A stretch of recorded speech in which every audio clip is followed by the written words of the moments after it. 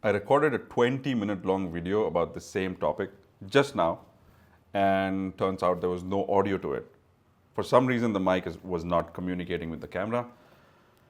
So here we go again. You are not special, and your idea is not special. What is special is the process, the effort, the research, the sleepless nights, and the iterations that you go through to bring this idea to life. That is what is special. You're not special, your idea is not special, it means nothing. The only time anything reaches a special position is when it comes out to life. It's your baby. That's when it's special. And it becomes more and more special when it starts being very useful to other people. That's when things get special.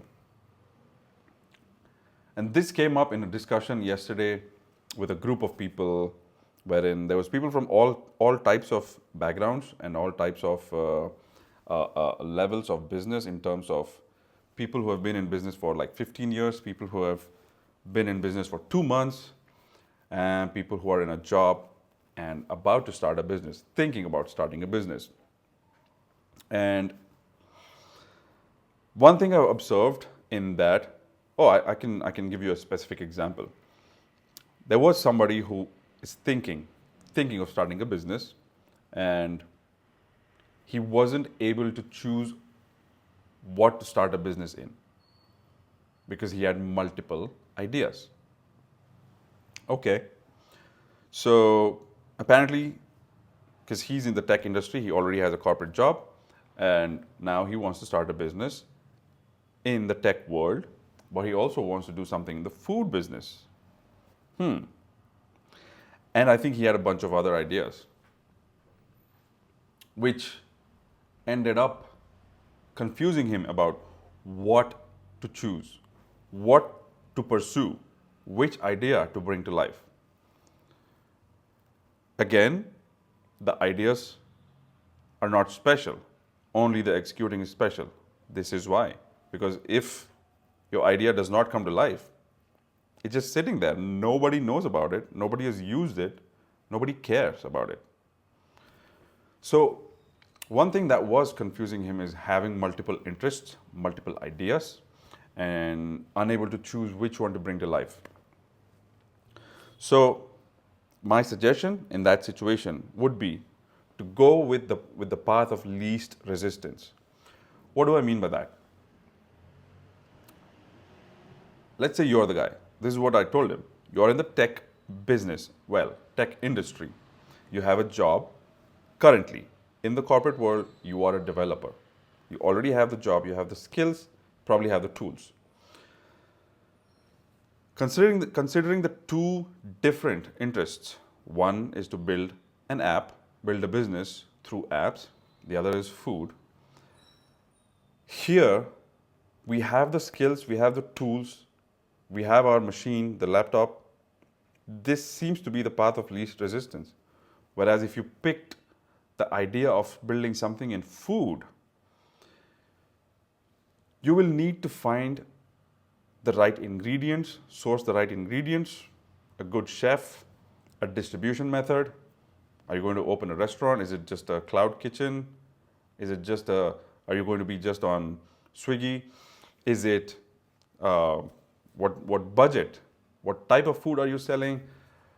There's just too much, and it feels like you have to start from scratch if you pick the food line. The app building tech business, is the path of least resistance. Even financially, you probably don't need to invest a lot here because you already have so many of the resources and the tools, the machines needed to execute this plan. So now the choice is very, very clear, super clear. Yeah, I'm in the tech industry, I have a corporate job, I could start a business in the tech world building apps. And now comes the second hurdle. Let's say I've chosen my path of tech. In tech, I might have multiple ideas, so many ideas. Oh, like I can build an app for doing this and this and this. And I might have estimated that 500 people can use this app and it's going to change their life. Great. 1,000 people might use my other idea if I build that app. Great. I promise you, you're wrong.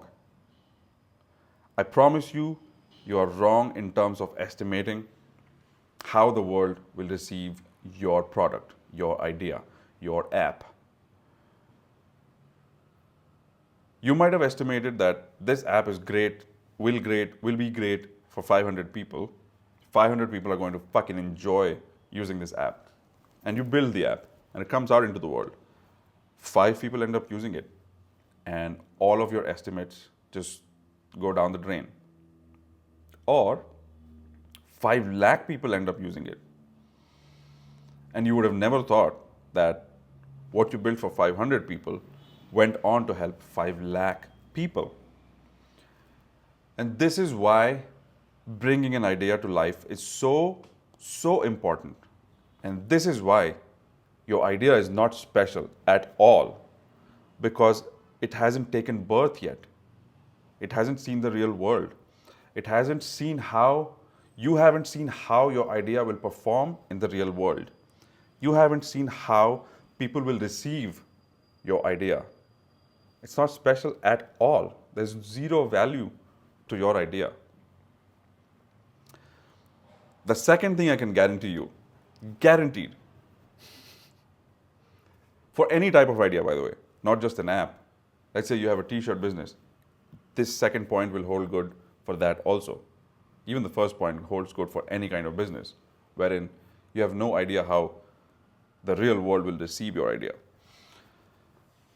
The second point is, I guarantee you, you have underestimated how much effort it's going to take to bring your idea to life. Guaranteed. You might have thought, we've spoken about the app world. Let's go with the t-shirt. Let's go with the t-shirt printing business, okay? You might have thought, oh, t-shirts, that's just easy. Find a supplier, print something, sell it, become rich, okay? That's what you think. Now, what kind of supplier? Where is your supplier? Are they in your vicinity, or do you have to go hundreds or 1,000 kilometers away to find the right supplier? What about the guarantee of quality? Because if you want to build a brand, if you want to ensure sales, you have to have good quality, reliable quality. You cannot figure out quality just by one visit to a factory. So you have to go talk to multiple suppliers, touch and feel the material, and then finalize who you're going to go with. Okay, let's say you've finalized a supplier. Now you give them the order of 10,000 t-shirts, let's say. 10,000 t-shirts, the guy says, oh, I can get your order done in 15 days. 15 days go by, 16 days go by, 20 days go by, 45 days go by. The order is still in progress. What you've just found is that this supplier was not reliable. He might have had reliable quality material, but as a businessman, as a person, he was not reliable. He could not stick to his word. Now you've been burnt with this first order of 10,000 t-shirts, and you've not been able to maintain your timelines. You've been burnt, and now you have to start from scratch all over again. Find a new supplier, do the quality check, and this time, with the lessons learned from supplier number 1, you're like, let's have a contract. You have to finish this order in the time that you promised, 15 days, 20 days. Take your time, but give me a proper number, 20 days, to finish the order. You learned the lesson. Never estimated this when you started the business, right? This is just one part of a long story. You found a supplier, now learned your lesson, found another supplier. What are you going to print on the t-shirt? Who's your target audience and what do they like? Is your target audience college kids who like things like my life, my rules. My life, my rules, by the way. It's spelled MAHLYF MAHRULEZ. This is a true story. Way back when Orkut launched, and when I say Orkut, some of you are just blinking like, what? Or Orkut what? Orkut was probably the first social network ever, and it was launched by Google way back in 2004, 5, 6, I don't know. And there was this one guy in my college whose profile name literally was My Life, My Rules. My Life, My Rules with a Z. And for some reason that came to my mind when I started talking about teenagers. But let's say you figured out my life, my rules will go on your t-shirts. Okay. Second part of the problem, how will it go on the t-shirt? As in, what is the design, what font, what colors? How are you going to capture the spirit of my life, my rules in your t-shirt? Is it going to be black, white, yellow, purple, red? What color on what color print on what color t-shirt will go best? Because people have to feel it to wear it. And if you just bring out a faded, whatever, if you don't do justice to the design, it's not going to work. The sentence is great, but the design is not something that people would be proud to wear, and it's just not going to work. Now we have gotten into the creative whirlpool of things to solve, problems to solve. Okay, now we got the t-shirt supplier, we got the design, we got the print, everything is looking good. We are missing a crucial part of the whole process, especially as a business. We have to bring in sales. We have to bring in sales, otherwise it's not a business. Otherwise we just dumped a whole bunch of money to make 10,000 amazing, beautiful t-shirts. Here comes another problem. How are you going to make the sales? Where are you going to sell it? Are you going to become a merchant on Amazon? You're going to have your own website. You're going to sell it on Etsy. You're going to sell exclusively on Instagram. What's your selling strategy? How is the t-shirt going to reach people who are ready to pay for the t-shirt? That becomes your next set of the problems. So, going back to day one, when you had the idea of becoming rich by starting a t-shirt business, I promise you, you've never estimated how much work, time, effort, and energy will go into bringing this idea into reality, into the real world. And so many of us are just sitting on ideas. I'm coming to the third point. So the first point we touched upon was, how do I pick an idea if I have so many interests? We go with the path of least resistance. Secondly, once you've chosen the idea, this mustache.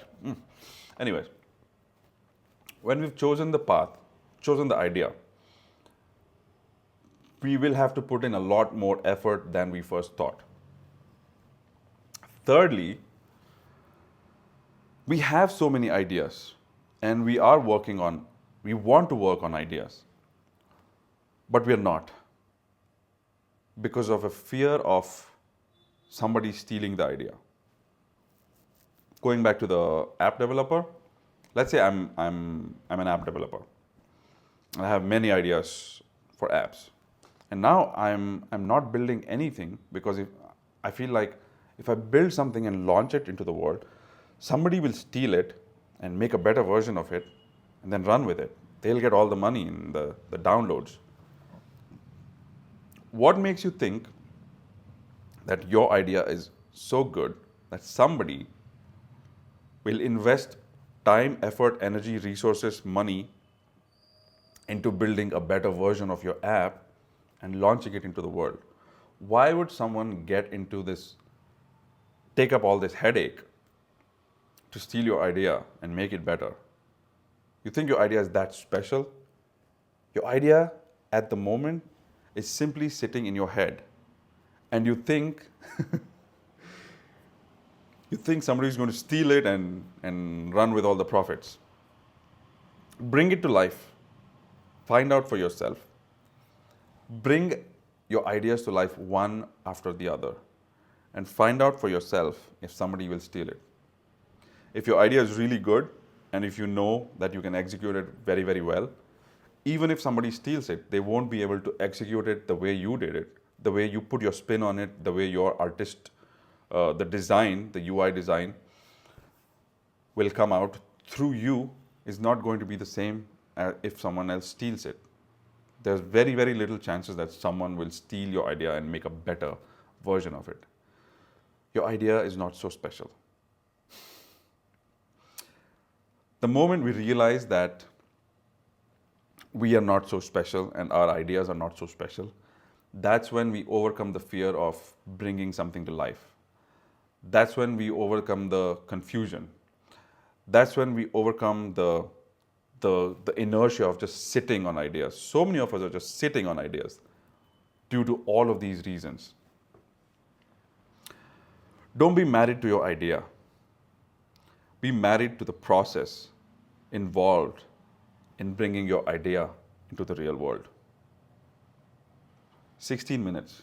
We did 4 minutes less than the first version. I did 20 minutes before this, but I think this is good. 16 and a half minutes. Episode, what is this? 12? I don't even know what episode this is.